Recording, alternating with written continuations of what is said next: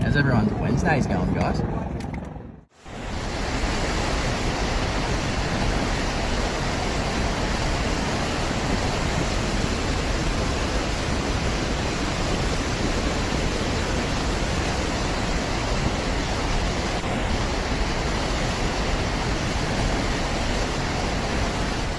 The mid-north coast and Hunter regions of New South Wales, located along Australia's eastern seaboard, particularly the towns of Taree, Wingham and Glenthorne, are grappling with a catastrophic flood disaster, as record-breaking rainfall has left nearly 50,000 people completely isolated in what authorities describe as an unprecedented weather event in the region's history.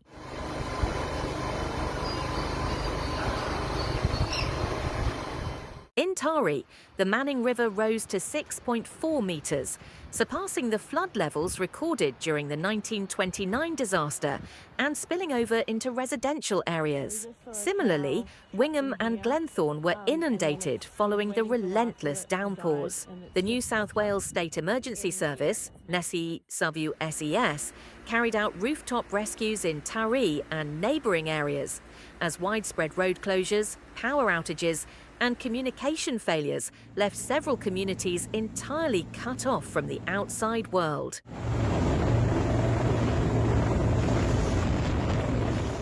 Among the worst-hit areas, Taree is now considered the epicentre of the disaster. Within just 24 hours, the town recorded up to 280 millimetres of rain. As rivers exceeded their flood thresholds, NESI-SES launched 130 flood rescue operations, most of them concentrated in Taree, Wingham and Glenthorne. During some of these efforts, vehicles were reported swept away by floodwaters. In Glenthorne alone, at least 52 people were confirmed to be stranded.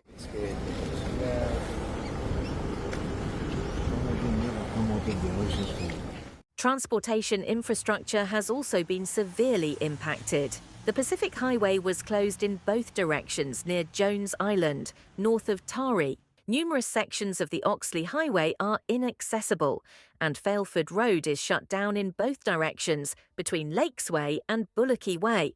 Train services have been significantly disrupted. Flooding at Cockle Creek has forced partial suspension of the Central Coast and Newcastle lines, with buses providing limited substitute transportation. On the Hunter line, services were entirely halted due to flooding in Sandgate, and even the replacement buses struggled to reach the affected stations.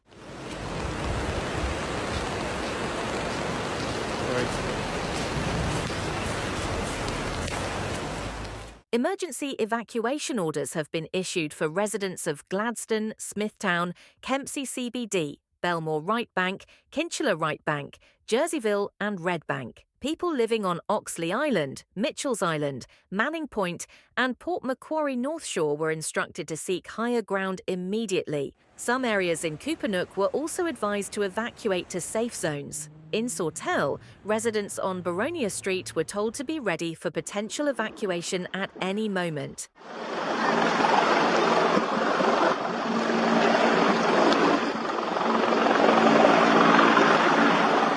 Currently, 13 emergency warnings remain in effect across the state, along with 39 watch and act flood alerts. Major flood warnings are still active for the Manning, Gloucester, Paterson, Williams, Hastings and Wollombi rivers, while moderate flooding threats have been issued for the Nambucca and Macquarie rivers. The Manning River, in particular, continues to remain above major flood levels, with no significant drop in water height.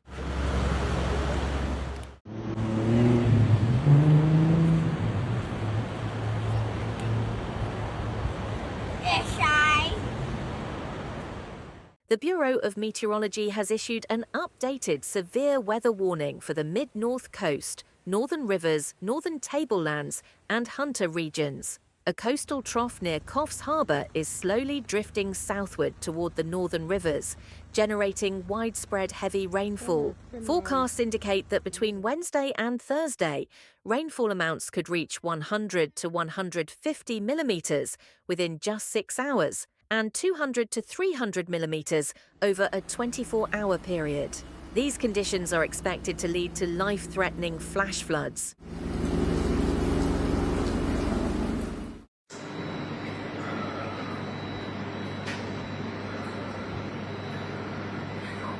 Along the coastal strip between Port Macquarie and Newcastle, especially the Macquarie, Coffs and Hunter coasts, strong wind and dangerous surf warnings have been issued. Activities such as swimming, rock fishing and other marine operations are considered extremely hazardous. Meanwhile, the Sydney area is also expected to receive up to 100 millimetres of additional rain, despite milder temperatures.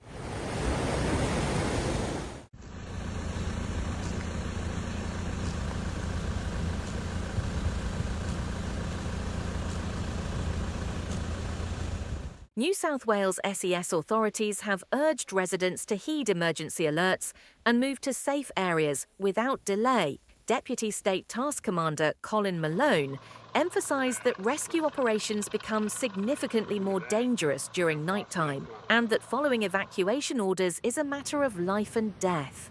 SES Commissioner Mike Wassing stressed that residents under emergency warnings should evacuate immediately, provided it is safe to do so.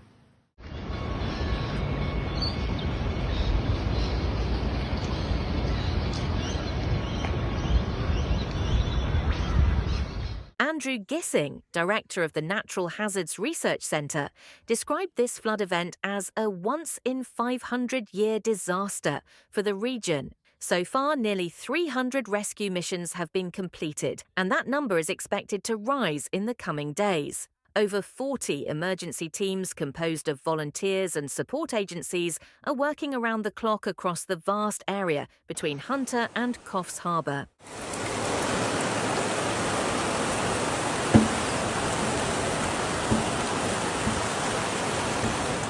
The devastating impact of this disaster across New South Wales's mid-north coast is expected to linger for a long time. While rescue and evacuation operations continue, authorities are urging the public to monitor official warnings closely and avoid travelling in the affected areas unless absolutely necessary. Based on current assessments, this flood crisis is likely to go down as one of Australia's most significant natural disasters, not only for its physical toll, but also for its psychological and social consequences.